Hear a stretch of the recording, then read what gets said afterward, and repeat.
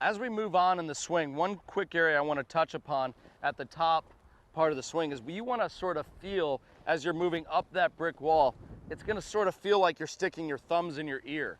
With this feel is, again, we're not trying to get narrow here, but we're just getting the club up, and that's what we're wanting to see. When you get this club vertical in this position, it's very light and it's controlled. As we move forward to the transition, it's just like any other sport. If you were to skip a rock on a lake, your body's sort of going forward as your arms are slightly working back. If you were going to throw a punch, your arm is going back as your body's going forward, and that creates the proper stretch in your body, and that's safe. That's what we want. That's what allows this power to be generated from your body. If you're not doing that, you're going to try to generate either from your upper body or from somewhere else, from your arms, and that's where risk and that's where injury is basically bred. So you want to have this slight little shift of your body. So what it's going to look like here is as we get to the top, this position, my weight is just basically planted to my left foot.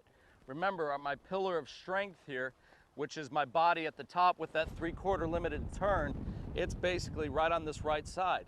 It then shifts to that left pillar, and the club works down, and the body and the energy is stored in my body. So a great little drill for you to do this at home is to take your setup position and pick your left toe up in the air, just like this.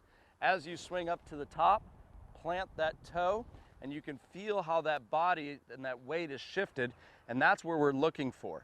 So one view from here, you're going to actually notice that the club is going to come down a little bit steeper than what the traditional model shows.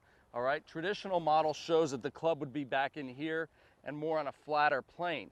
The problem with that is there aren't many golfers that do that. Okay, the other problem is when I study the longest hitters in the game, those guys have the club steeper. It's what we would call a shoulder plane. There are several planes that you can actually swing the club back along, one being the shaft plane, two being the elbow plane, and three being the shoulder plane. We're actually getting this club to be swung a little bit more on the shoulder plane, one, because it's easier, two, because it provides more power. Every long drive hitter you see, and even a lot of the guys on tour, keep the club in front of them, and that's something that they want to do. When the club is in front of you, it can be swung faster. When the club gets back here, your body's going to be doing something to react, and that's going to cause injury. So from this view, when the club gets flatter, your body's going to have to pop out of the shot, create a lot of tension here in the low back.